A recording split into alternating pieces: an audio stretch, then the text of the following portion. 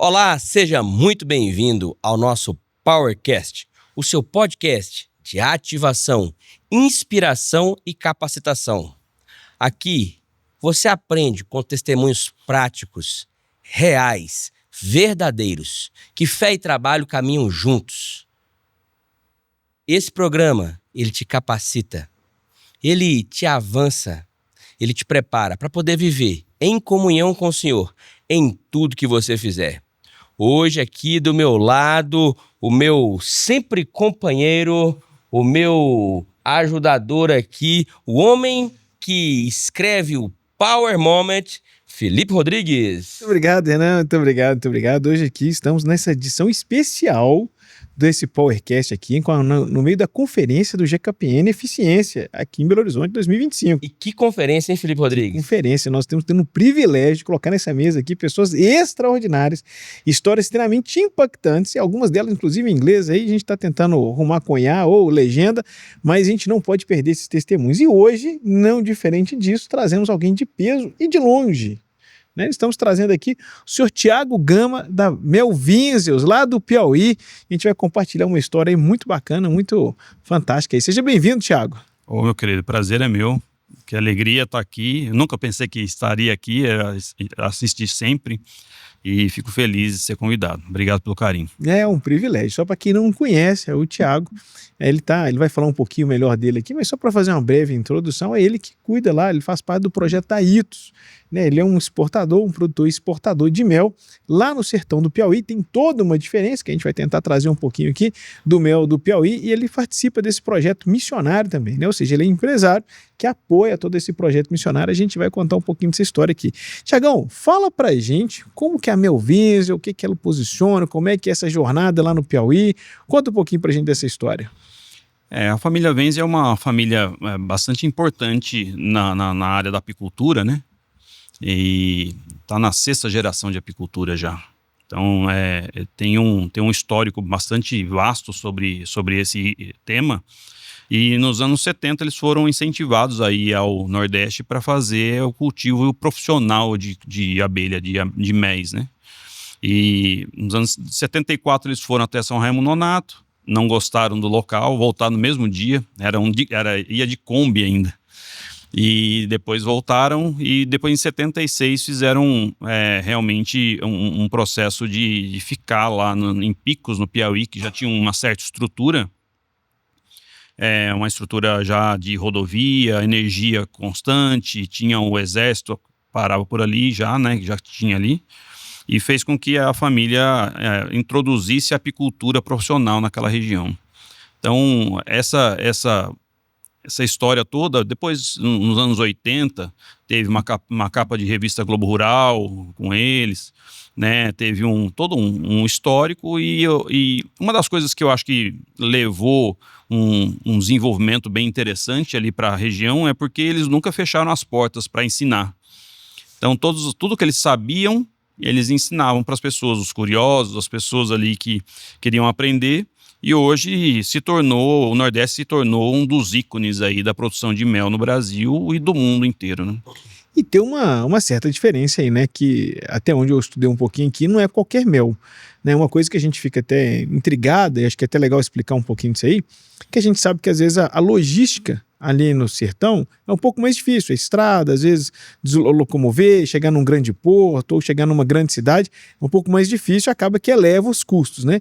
Aí fica a pergunta, por que então a gente está falando de produção de mel lá no sertão do Piauí? Uma das coisas que, se a gente for colocar Deus nessa história toda aqui, que eu acho que é o mais importante, eu acho que é o deserto que Deus queria, né? Para poder levar as pessoas que saíram daqui para lá, não eram cristãs dessa forma que é hoje. Então ali encontraram uma forma de encontrar com Jesus, né? Teve um fantástico procedimento ali com Jesus, através da DONEP, né? Naquela oportunidade lá. E praticamente todas as pessoas da família se converteram lá no sertão. Mas o que, em termos de business mesmo, a apicultura no Nordeste hoje é algo que é mais perto da pureza do mel, vamos dizer assim.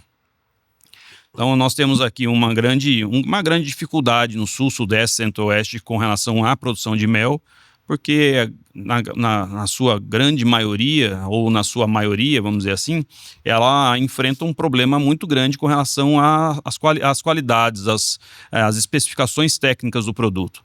Né? Hoje, no sul, sudeste, centro-oeste, tem uma aplicação gigantesca de glifosato, que é um mata-mato, né, que a gente conhece, aqueles que matam a folha larga, usado na soja, no milho e etc. Então isso vai para o chão e acaba afetando na hora do néctar, a hora que a abelha coleta o néctar, já colhe com esse item, que tem uma limitação no mercado internacional. A limitação nos Estados Unidos é de 10 ppb e na Europa é 0 ppb, é pontos por bilhão, né? E no Nordeste, o nosso é 0. E aqui tem várias circunstâncias aí que você encontra MEs com 500 ppb. Entendi. Então, é diferencial gigantesco de qualidade. Você está falando que talvez aqui, por ter uma grande produção agrícola e aí acabar se usando algum componente químico, etc., isso acaba contaminando o mel. Já no sertão, como você já não tem essa produção, agronegócio ali forte, falando bem o sertão mesmo, né? Não no Nordeste, mas mais para o sertão, região um pouco mais seca, não tem esse tipo de agrotóxico, né? Até mesmo se você pensar em sertão como um todo, ou Nordeste como um todo, nós temos um índice pluviométrico, o índice de chuva muito pequeno, então que incapacita a produção em grande escala como tem no sul, sudeste e centro-oeste. Então isso traz para a gente uma grande oportunidade de produzir méis da caatinga, da florada nativa, e isso deixa a gente longe dos itens que são problemáticos no mercado internacional. Ou seja, as adversidades daquela região geraram uma oportunidade, e essa pureza, em virtude dessa escassez ali de tantas coisas, gerou uma riqueza, um oásis no meio daquele deserto, hein, Thiago? Não, se você olhar para o Nordeste como um todo, eu vou colocar numa região específica para te dar um exemplo, certo? Então, na região da macro-região de Picos, por exemplo, nós temos chuva de dezembro até abril, maio. Então, esse período é um jardim. Nós fizemos já análise polínica no nosso produto, que é uma análise que nós mandamos para a Alemanha para identificar quantos pólens tem diferentes no mel, dentro do mel. Isso é feito por um laboratório top da Alemanha. E nós encontramos 500 tipos de pólen diferentes. Ou seja, as abelhas visitaram 500 tipos de plantas diferentes durante aquela produção daquele mel. E depois de junho, julho, agosto, por aí, daí você já vê você entende que quem não conhece vê que está morto a mata. Você quebra um galho assim, você vê que ela está seca. É um estágio de dormência, muito parecido com a neve americana, etc. Tem que passar por aquele período de dormência, né?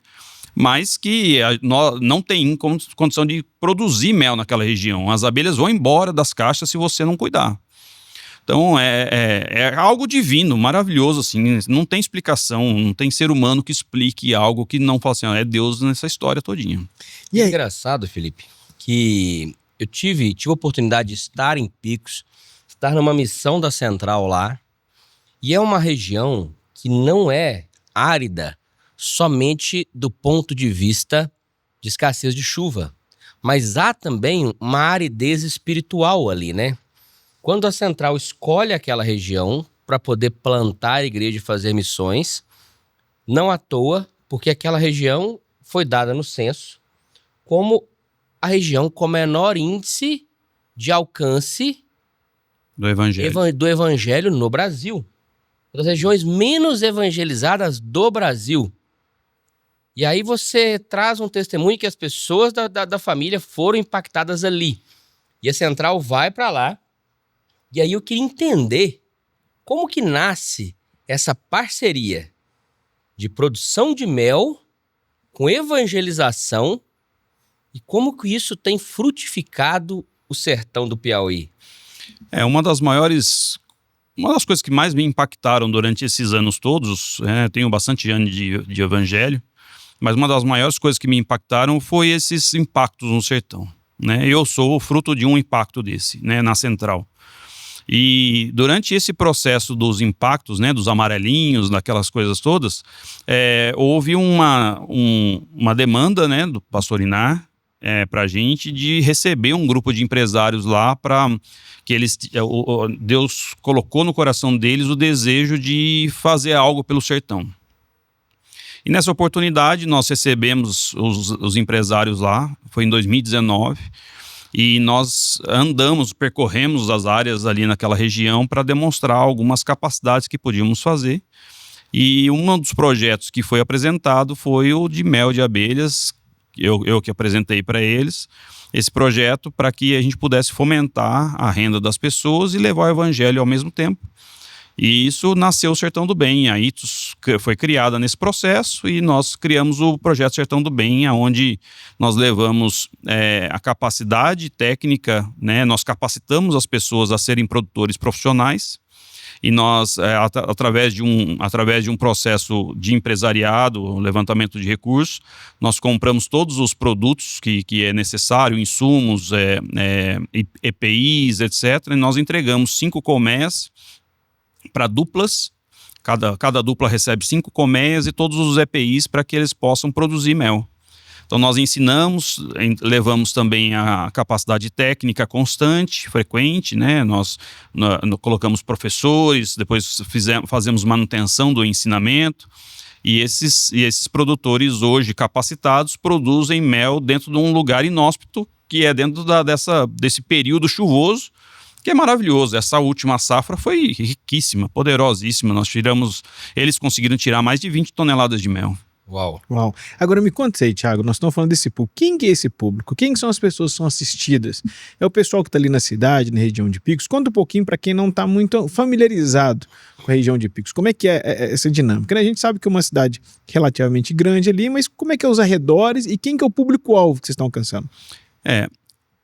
É muito estranho quando nós vivemos numa cidade grande e nós não conseguimos ter a ideia, né? Por isso que a gente gosta de levar as pessoas para lá, para que as pessoas possam ter a ideia, a dimensão desse processo. Mas quando você mora numa cidade grande, você não consegue imaginar como que uma pessoa pode viver num lugar que só vai chover depois de 6 meses. Então, aquele processo ali é muito complicado. Então, a subsistência, né, a atividade de subsistência é muito frequente. Então, as pessoas às vezes têm uma galinhazinha para sobreviver ali, daí pode ter um carneiro, né, um bode, etc. E são poucas coisas que sobrevivem àquele processo de seca drástica. Então, essas pessoas elas têm acesso a esse Bolsa Família governamental. Muitas delas, quando nós começamos, recebiam R$400 por família, né? Um grupo de 4, 5 pessoas recebia R$400 para sobreviver.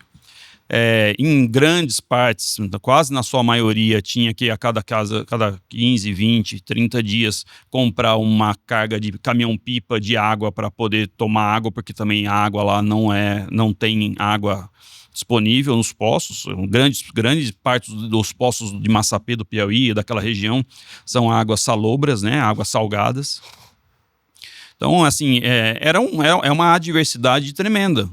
E elas não tinham esse acesso para comprar colmeias. Custa caro uma colmeia. Hoje uma colmeia está por volta de R$350 uma colmeia. O cara recebe R$400 por mês. E eu vi essa realidade lá, na verdade, 4, 5 pessoas é assim, a média é média.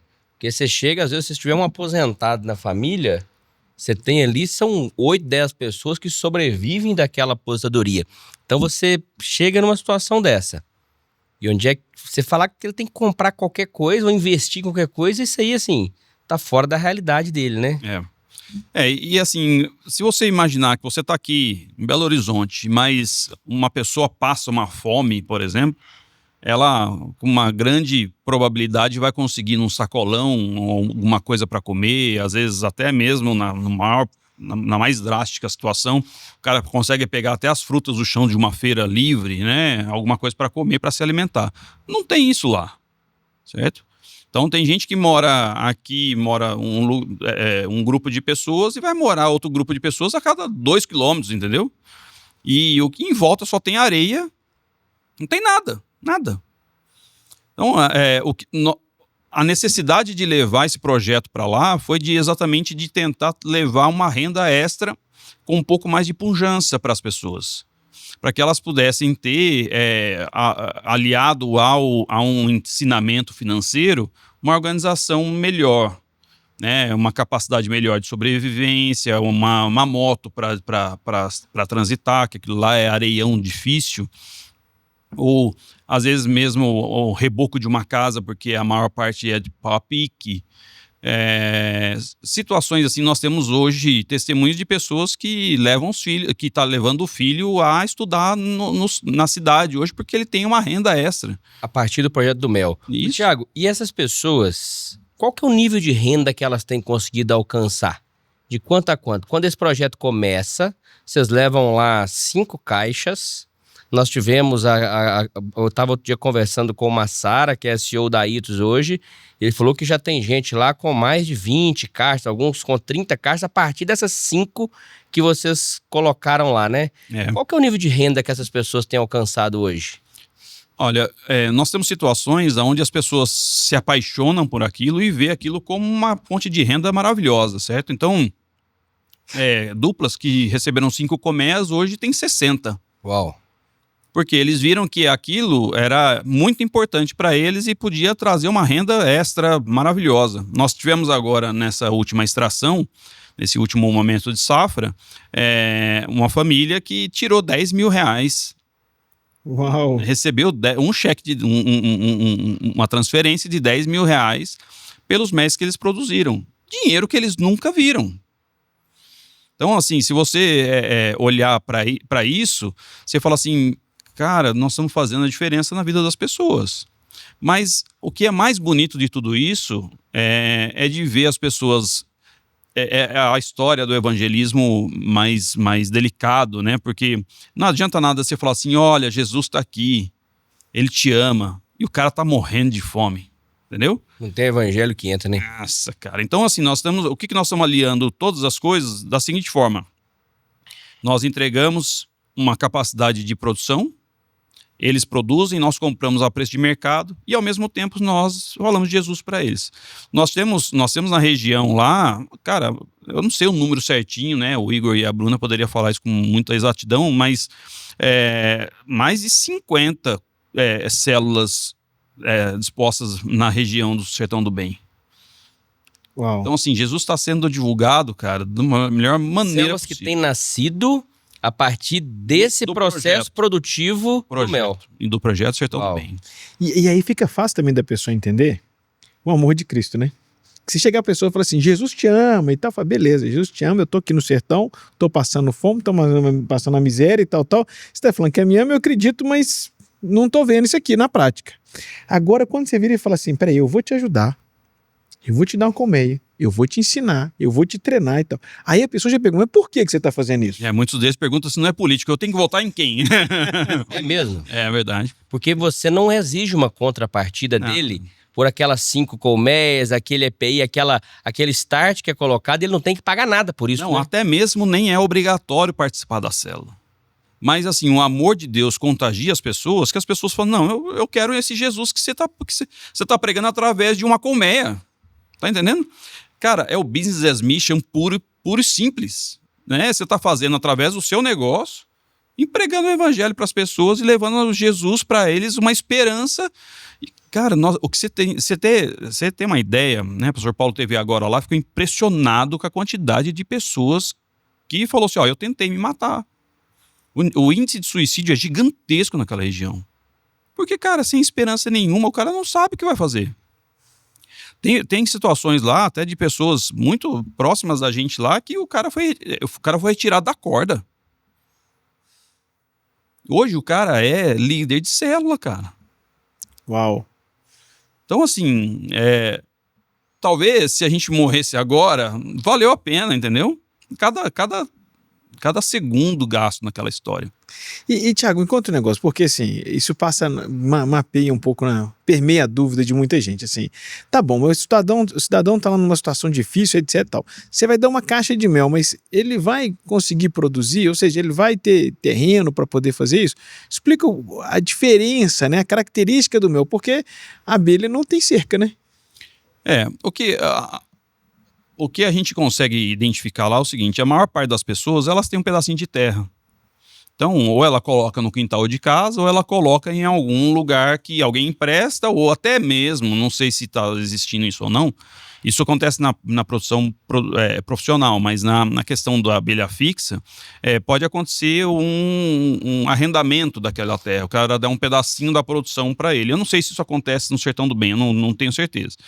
Mas a maior parte deles tem a área demais lá, nativa, parada, e o cara coloca lá na beiradinha de uma montanha lá e o negócio produz, entendeu? Diferente do boi que você tem que cercar, né? A abelha não precisa, né? A abelha pode ir lá na flora do vizinho ali, volta, pega, coloca. Ela chega a andar 6 quilômetros, então assim, a quantidade é vasta de lugar para ela poder voar, né? E o que eu já ouvi, eu li sobre a abelha é que é um bicho extremamente sensível e é uma dos indicadores, né, do equilíbrio ambiental de uma região, né? Recentemente eu vi uma matéria nos Estados Unidos, produtoras de laranja sofrendo absurdamente, quedas absurdas na sua produtividade por falta de abelha, né? Não tinha abelha ali para fazer a polinização dos seus pomares. Do veneno, né? Então, assim, a aplicação de veneno num laranjal, num pomar, é muito grande. Então, você mata colmeia demais.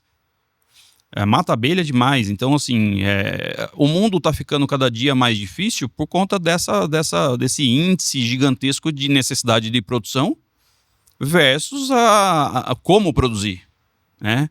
As pessoas estão produzindo de qualquer forma. Então, é inviável uma colheita de soja sem o glifosato, por exemplo, entendeu? É inviável, não tem quem capine a soja para não nascer a erva daninha, entendeu? Então, vai ter que ter o glifosato lá. Então, isso não compete um com o outro, não dá certo, não casa. E a abelha acaba sofrendo. Sofrendo. Tiago, agora nesse processo, Deus colocou esse sonho no teu coração, você apresentou isso para esse grupo de empresários que o pastor Iná levou ali, eles compraram esse sonho. E todo homem que Deus comissiona, Deus também permite que você viva milagres nesse processo. Queria saber de você, assim, um ou mais testemunhos que você tenha vivido mesmo, experimentado a mão de Deus na condução desse processo ali, nessa missão, né? Que Deus te deu, Deus te transformou de empresário num empresário missionário, né? É uma história bem longa, né? Eu tenho 21 anos de sertão. Eu fui para lá para trabalhar com colmeias. No fim das contas, fui o que organizou o desenvolvimento da abertura de uma empresa exportadora. Nós estamos há 21 anos atuando nesse mercado e agora há 6 anos e pouquinho nós estamos com uma empresa de mercado interno também, né? Mas envasados, que é o que produz o Sertão do Bem. O que nós temos ali enfrentado não é fácil trabalhar no Nordeste, certo? Não é fácil. E assim, essa dificuldade, ela aumenta de uma forma muito maior, né? Muito mais elevado quando a gente fala sobre produto natural. Aonde você tem que enfrentar intempéries como o climático, né? Tem que ficar de olho se é o El Niño, se é a Laninha. Toda essa bagunça climática, ela leva total diferença para safras. Então, hoje eu faço um planejamento de crescimento de 20% numa empresa. Se eu depender de todas as intempéries que a gente precisa depender, eu não consigo dar clareza ou certeza do que aquilo vai proceder com a gente, né? Então, nós enfrentamos o Laninha o ano passado. Esse ano já enfraqueceu o Laninha e foi para o El Niño, que é muito mais seca no Nordeste. Então nós tivemos uma safra muito complicada. choveu em vários lugares, outros lugares não choveu, né? Então, assim, é muito difícil esse processo todo. E Deus tem cuidado da gente de uma maneira, assim, poderosa. Eu até ontem, numa conversa com o pessoal, eu estava falando sobre... existe o Tiago de 2004 até 2023 e existe Tiago a partir de 23 para agora. Nós tivemos aí de 2004 para 2023 um Tiago que lutava bravamente, etc. Nunca deixei de lutar, mas assim fazia muitas coisas que eu achava que era interessante e importante. E até chegar no momento que Deus falou assim, ó, é o seguinte, se você não me der essa empresa aí, se você achar que ela é sua, vai destruir tudo. E eu achei que eu era suficiente, entendeu? Até chegar numa situação onde Deus arrancou da minha mão. E eu compartilhei muito isso com o Felipe. Eu cheguei numa situação que eu falei assim, olha, senhor, eu não tenho mais o que fazer não. Tá entregue, vai acabar tudo, eu não tenho o que fazer mais. Porque nós tivemos, durante de 2004 para 2023, nós passamos por problema societário, nós passamos por um banimento da Europa com o mel. Eu estava 100% na Europa, eu tive que parar de vender para a Europa e não tinha para quem vender, tive que migrar para os Estados Unidos um ano intenso. Em 2011, 12, 13, não caiu uma gota de água no sertão nordestino, foi a maior seca dos últimos 85 anos. Nós passamos por isso. E agora, em 2023, culminou com o antidumping, que é um processo que os Estados Unidos abriu contra o Brasil, dizendo que nós, brasileiros, vendíamos mais barato para os Estados Unidos do que vendíamos aqui. Então, só para entender, resumir esse ponto que você falou. Você falou que num ano, 2 anos ali, virou tudo o seu negócio. Não posso vender para a Europa, não posso vender para os Estados Unidos. E o Brasil, até onde a gente percebe, não é um grande consumidor de mel. E essa era a minha pergunta, né? Porque nós estamos produzindo mel, a família está produzindo mel, mas assim, o Brasil não consome tanto mel. Então, esse mel todo que produz lá vai para exportação. E aí você tem esse mercado fechado. O Brasil, ele não é um país consumidor, certo? Isso é fato.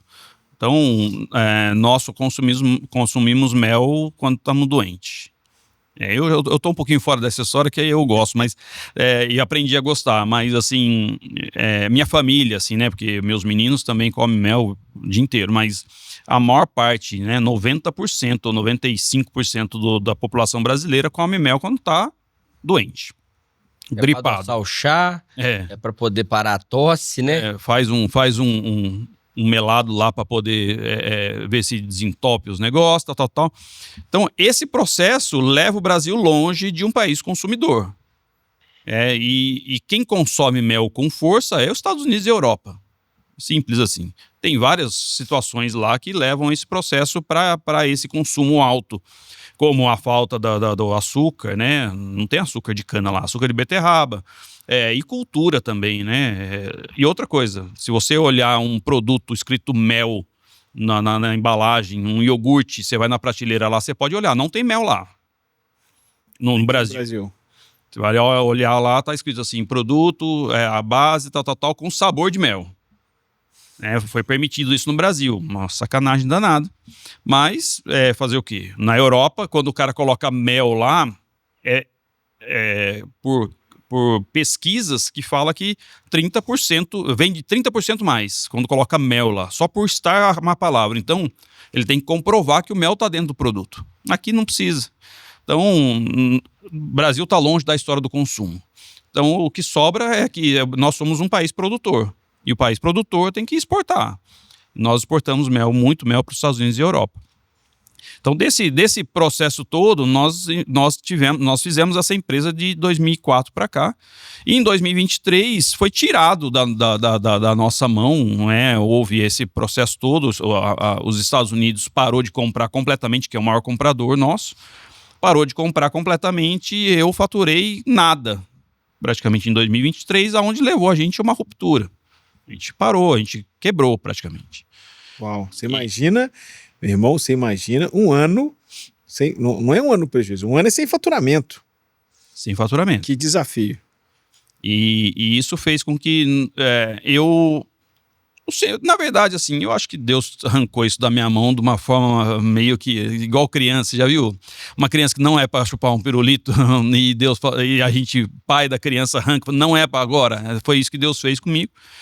E, enfim, eu tenho sócios, né? Isso acaba afetando todo mundo. Mas nesse processo todo, cara, eu me voltei a Deus de uma maneira que eu nunca tinha me voltado.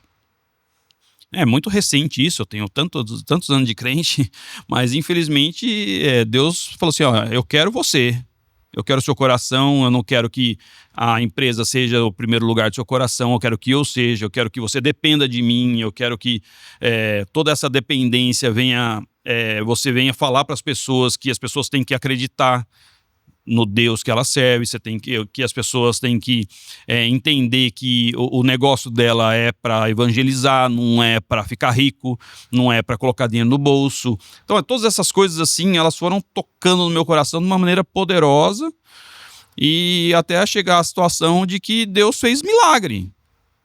Eu cheguei numa situação onde em novembro de 23 eu não tinha faturado nada, eu estava até num processo de tentar vender a empresa, não consegui vender. E chegando numa situação que, cara, não tem, vai acabar tudo. Daí, em novembro de 23, veio uma notícia de um cara que eu tentava vender para ele há 18 anos. 18 anos tentando vender. A última mensagem que eu tenho com ele é de 22 para 23. Em fevereiro de 23, na verdade, onde eu fiz uma viagem nos Estados Unidos e Europa. Foram 45 dias de viagem visitando todos os clientes. Andei 40 e poucos dias lá, e uma das mensagens que eu mandei foi para esse cara. E eu falei assim, eu queria fazer uma visita para você, para tentar discutir um negócio, tal, futuro. Ele falou assim, Thiago, eu não tenho tempo para perder com você. Uau. Curto e grosso. Fevereiro de 23, novembro de 23, ele liga. Thiago, eu quero o seu mel. E agora, eu até brinquei com ele, né? Falei assim, cara, se você soubesse tanto que eu tentei vender para você com saúde e eu não consegui, agora eu tô morto, eu não tenho para onde correr. Falei, não, eu quero, nós vamos dar um jeito, tal. E nesse processo todo, cara, ele me fez ser um fornecedor dele poderosíssimo. Hoje a gente embarca muito. De 24 foi poderoso pra gente, 25 tem sido maravilhoso. Esse cara passou a resolver o problema da cadeia e aquela escassez de clientes, de repente esse indivíduo chega e fala assim, me dá o que você tem? Renan, se você imaginar o seguinte, você não tem mais nada e você fica num cantinho amuado. Pensa em você num cantinho amuado sem nenhuma solução. Isso era eu e a minha empresa e todos os funcionários. Eu mandei 28 funcionários embora de uma vez só em outubro de 23. Em novembro de 23, esse cara falou assim, olha, eu quero o seu produto. Mas não é o cara. Tá entendendo? Não é o cara, não é o fulano, não é o nome dele. Cara, aonde teve uma ruptura de eu falar assim, pai, é seu, toma de conta, eu não tenho mal o que fazer. E Deus tem uma assinatura clara, né, Thiago? Que é mostrar assim, de onde é que você tinha certeza de que não viria, de onde é que você tentou com todas as suas forças e você não conseguiu, agora eu vou te mostrar que sou eu quem faço. De onde é que não sai da pedra, que não saía nada, agora eu vou manar água para você beber. Eu me emociono porque dá até porque é exatamente isso. Nós não sabemos. Eu nunca, assim, na mais pura inteligência ou mais rica invenção da minha cabeça e poderia imaginar que viria desse cara. Nunca. E Deus pegou e falou assim, olha, não é mais você, agora sou eu. Tá aqui. Esse cara veio de Nova York numa sexta-feira, falou assim, eu tô indo te visitar. Falei, não, cara, se você quiser vir visitar, vem até junho, julho, porque é o período mais bonito para eu te mostrar o que eu sou capaz de fazer aqui. Isso era na quinta-feira. Não, na segunda-feira eu tô aí. Pegou um avião em Nova York, São Paulo, Picos. São Paulo, na verdade, Petrolina. Peguei ele no aeroporto e mostrei pra ele, ele ficou louco. Não, é você, filho. Quer? Falei, tô aqui, eis-me aqui. E Deus, cara, tem feito, assim, coisas mais poderosas que você nunca nem imagina na face da terra que isso lá podia acontecer. O Thiago, assim, não precisa falar os números se você não quiser, mas assim, quanto que isso impactou antes e o depois? Quer dizer, quanto que você produzia antes e quanto que você está produzindo agora? Cara, o meu maior número na história da empresa foi em 2018, com 83 containers de mel. São 20 toneladas cada um, certo? Então você faz as contas. Isso num ano. No ano. Meu maior número. Em 2023 foram 130. Uau. E 2018 o Thiago, o cara que resolvia, o cara que era o desbravador, o braço forte. Eu achava o Superman, filho. Eu achava que eu era a última cocada do pacote, entendeu? Eu fazia, tudo bem, mas só que, cara, eu sofri durante esses 21 anos, esses últimos 2 anos aqui tem sido leve. Leve por quê? Porque eu entendo que tudo que está acontecendo, Deus vai dar um jeito, entendeu? Esses dias aí teve um problema, finalzinho agora na Páscoa. Na quinta-feira, antes da Semana Santa, uma pessoa que faz presta serviço para a gente, precisava emissão de um documento dela para embarcar 7 contêineres. Esses contêineres estavam dentro do porto. Eu não tinha como tirar mais. Sem esse documento, não embarca. Ou, se embarcar, lá nos Estados Unidos, tem que voltar. Ele falou na quinta-feira, 6 horas da tarde, que não ia fazer o documento. Tá? Se você quiser, pode trazer de volta, que nós vamos fazer. Passou os feriados ali, na terça-feira nós nos reunimos, confirmou. Era 2 horas da tarde, ele confirmou, olha, realmente nós não vamos emitir o documento. Cara, um prejuízo de mais de 2,5 milhões de reais. Para quem já tá fraco, né, se levantando de novo. Falei, nós vamos tomar, isso aqui é o fim. A Ana, que cuida dos processos desse setor, ela ficou desesperada. Eu falei, cara, é o seguinte, se Deus trouxe a gente até aqui, ele não vai abandonar nunca. Mas eu fiquei desesperado. Eu peguei, na hora que terminou a ligação, na terça-feira, umas 3 horas da tarde, falei assim, Ana, compra a passagem, nós vamos para São Paulo. Compra para hoje. Não, mas compra que nós vamos lá. Cara, meia hora depois de ter comprado a passagem, ligaram de novo. A gente queria uma reunião. Vocês estão dispostos a uma reunião agora, urgente? Falei, tô disposto. Mas eu já tava assim, será que os caras vão me jogar mais terra em cima ainda? Falei, não, é o seguinte, teve uma mudança aqui, foi achado um jeito aqui, os documentos serão emitidos. Uau. Cara, e a semana inteira nós oramos. Pai, traz pra gente uma solução. Nós sabemos de tantas situações onde o senhor pega e põe um processo para cima, sai um documento assinado. Tem tantas situações semelhantes. Cara, nós estamos aqui, pai, porque o senhor colocou, o senhor deu vida pra gente de novo. É meio que não faz sentido. Mas enquanto nós estávamos tentando solucionar o problema, não deu solução. Quando nós falamos assim, não tem mais jeito, acabou mesmo, não tem o que fazer.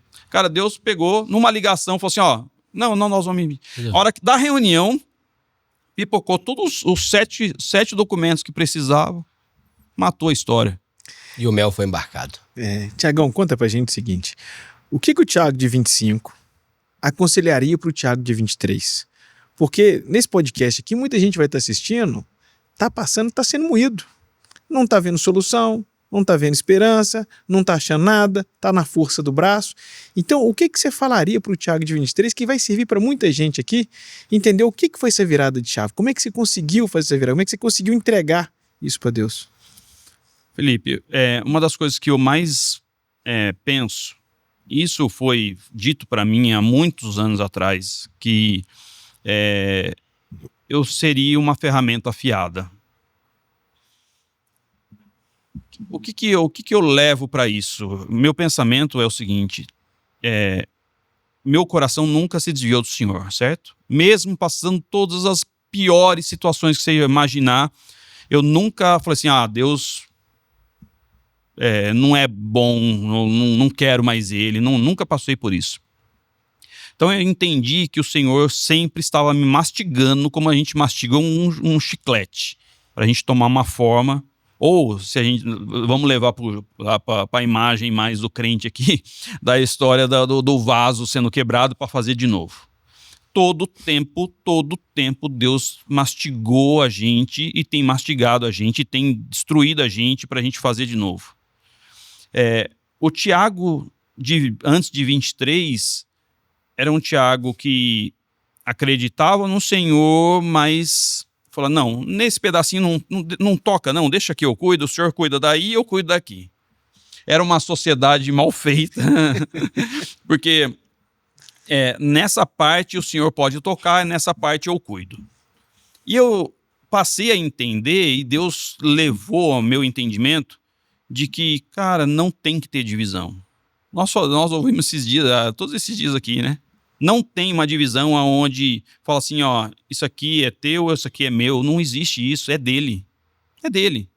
Então nós temos aprendido lá em casa, ou eu aprendido como líder daquela empresa, como daquelas duas empresas, que quem coordena tudo, quem faz tudo é Deus. E se você estiver passando por alguma dificuldade, uma das coisas principais é não desistir. Essa é a minha primeira palavra. Uma palavra que Deus tem me dado, assim, e eu acredito que eu vou ter uma oportunidade de falar isso nos 4 cantos do mundo um dia, é de que não desista. Essa é a primeira situação. A segunda situação é o seguinte, cara, não tente fazer o que é de Deus. Não tente fazer. Não tente. Não tente achar que você é suficientemente capaz de fazer uma coisa que é dele. Quantas vezes... E assim, eu tenho eu falo isso com muita... Até com muito... É triste, né? Aquela canção ontem do Glenn aqui me matou, né? Eu não conseguia nem parar de chorar. Porque eu fiquei...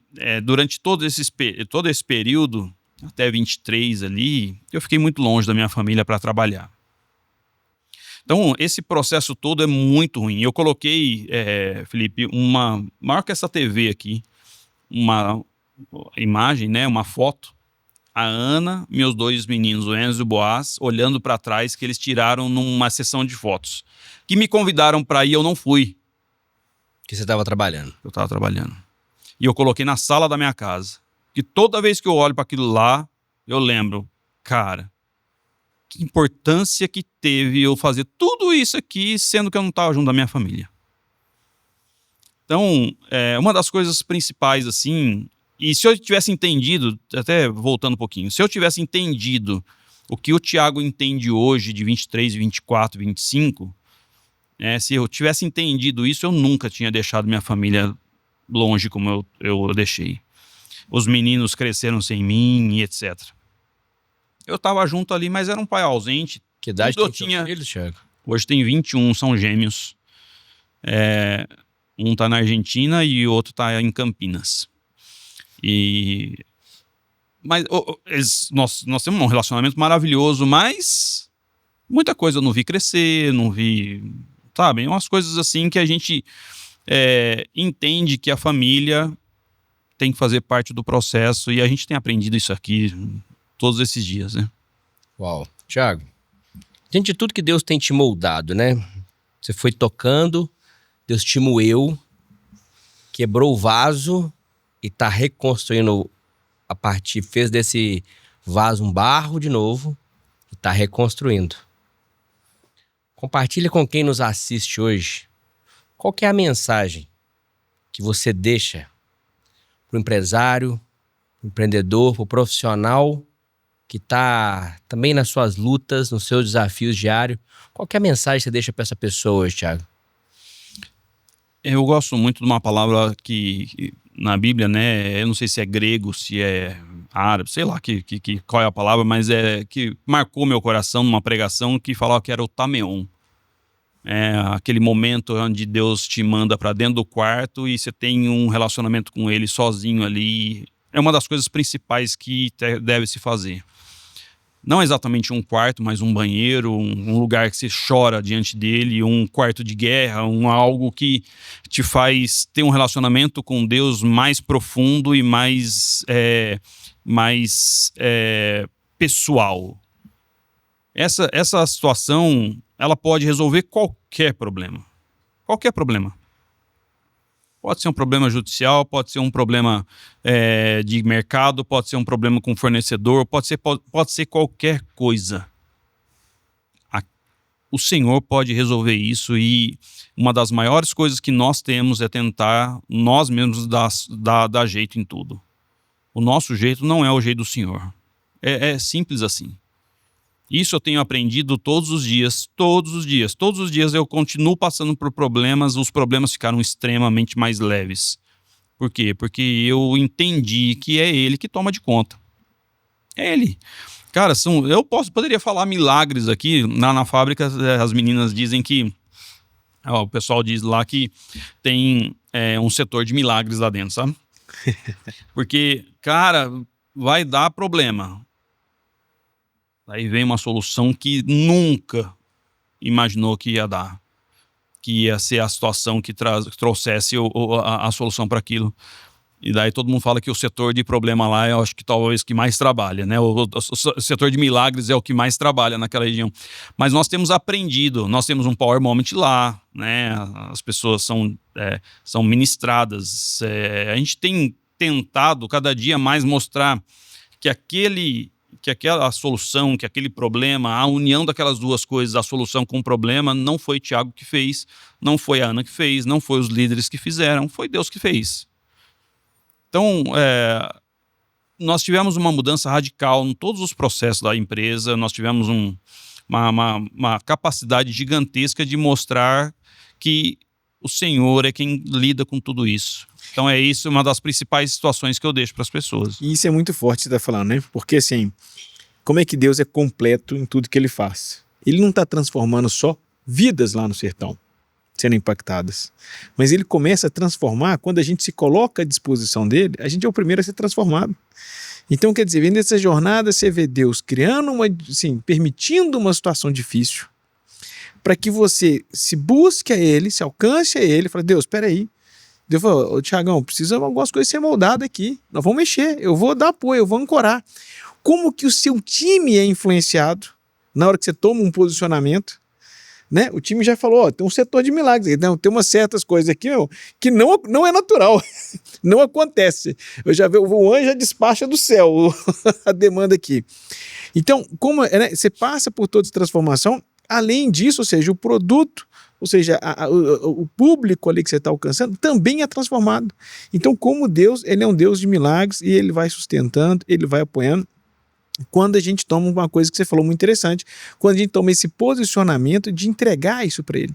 Falei assim, né? Porque assim, é uma coisa que a gente até fala muito lá no escritório, assim, olha, o resultado que eu fiz há 6 meses atrás, hoje não é mais relevante. Eu vou ter que trabalhar para fazer de novo. Então assim, e o resultado de hoje, daqui a um ano, também não quer dizer nada. Vai virar o ano calendário, vou ter que lotar tudo de novo. Então, para que a gente está trabalhando? Qual que é o resultado disso tudo? E aí depois eu também fiquei refletindo, então eu vou pregar o evangelho, mas assim, o evangelho a gente pode falar de Deus, mas quem move é o Espírito Santo. Então também assim, eu também não sou útil. Eu só sou o transportador da mensagem ali. E aí nessa reflexão toda, vem aquele contexto assim, então o que se resume isso tudo? Se resume em intimidade. Como que Deus vai nos ensinar e nos transformar se a gente não para um tempo com Ele?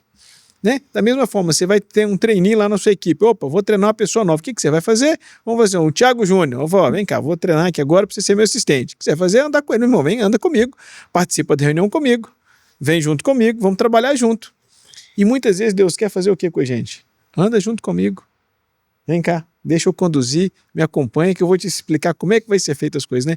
E isso é muito legal, ver essa jornada, ver essa história sua, ver esse resultado de crescente, essa transformação, como é que Deus está te honrando profissionalmente, entregando resultados, apresentando milagres e impactando muita gente aí.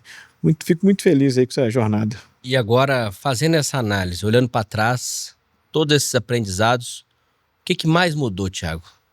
E o que muda daqui para frente? O Thiago mudou completamente, mas o que eu acho que mais leva à transformação é de que a gente não tem ficado quieto. Todas as oportunidades que nós temos tido, a gente tem compartilhado dos milagres que Deus tem feito. E isso eu acho que é uma das coisas mais importantes a se fazer quando você recebe um presente e aquele presente não é só seu. O presente que eu tenho recebido, que a gente tem recebido, não é só nosso. Nós temos que compartilhar com as pessoas e mostrar o que Deus tem feito nas nossas vidas e tem transformado não só as nossas vidas, como a vida de todo mundo ao redor. Até mesmo os meus clientes têm sabido disso, cara. Esse negócio que tem aí dentro não é mel, não, é milagre. Tiagão, agora outra pergunta é o seguinte: quem quer conhecer mais esse projeto? Quem quer conhecer mais a Itos? Como que ela acessa? Onde que ela pode enxergar isso? Como é que ela pode acompanhar? E, se é o caso, como é que ela pode apoiar isso também? O projeto da Itos é um projeto que está em amplo crescimento, né? Nós estamos cada dia mais querendo desenvolver isso e levar essa capacidade para as pessoas, né? E tendo uma fonte de renda extra e também do Senhor.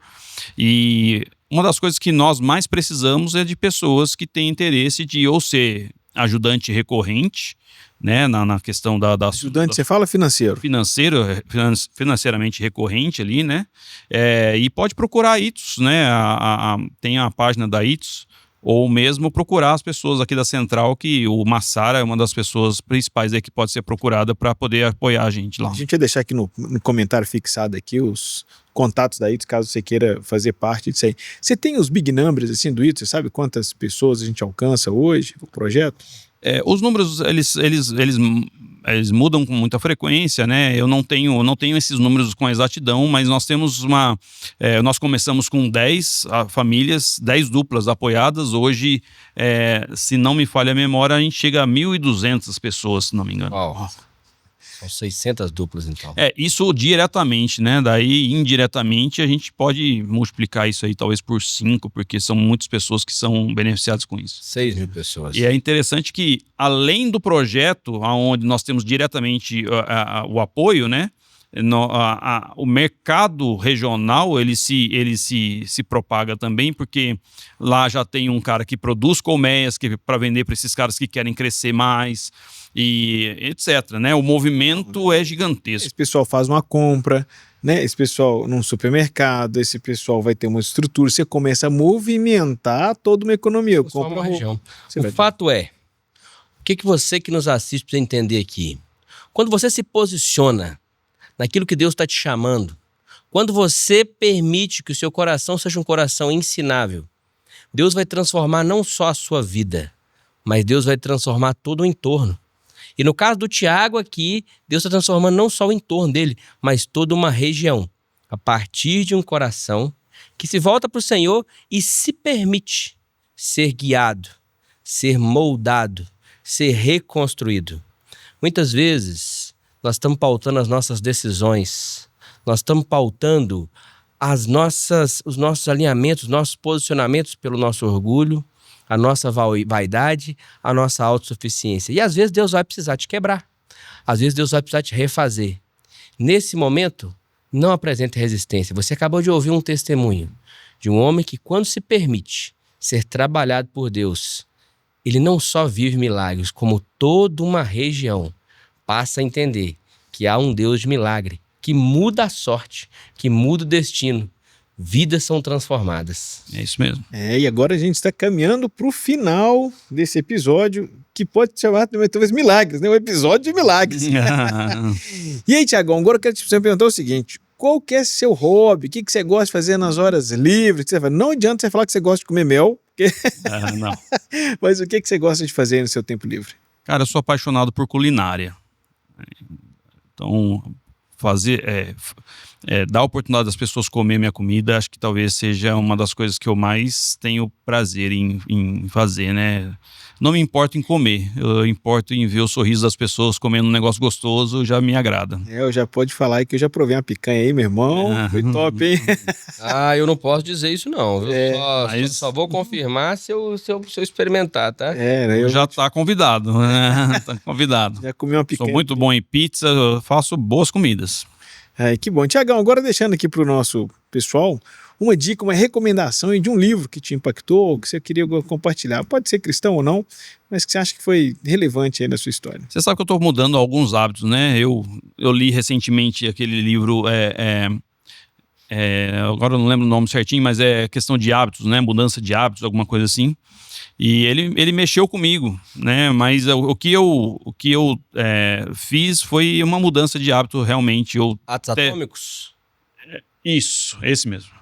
Daí eu desinstalei o Instagram do meu telefone e fiz um compromisso de ler 12 livros no ano. Aí eu já estou no 7º, estou adiantado. Opa, Então, e eu estou ansiosíssimo para ler um livro que eu fui até presenteado durante a conferência aqui pelo pastor Wagner, que é Os Últimos Passos da Liderança, né? Até um livro que está esgotado no mercado aí, ele me deu dele para eu ler. Então esse livro é uma das promessas mais legais assim que ele me deu, eu estou ansioso para ler. Ai, que top. Maravilha. Olha só, se você chegou até aqui e também foi abençoado por essa palavra, se esse podcast realmente te inspirou, te trouxe aí insights, ensinamentos, fica agora aquele nosso desafio para você. Lembre de pelo menos 3 pessoas que você vai agora enviar o link desse episódio, para que essa pessoa também possa ser inspirada, tocada, capacitada, avançada.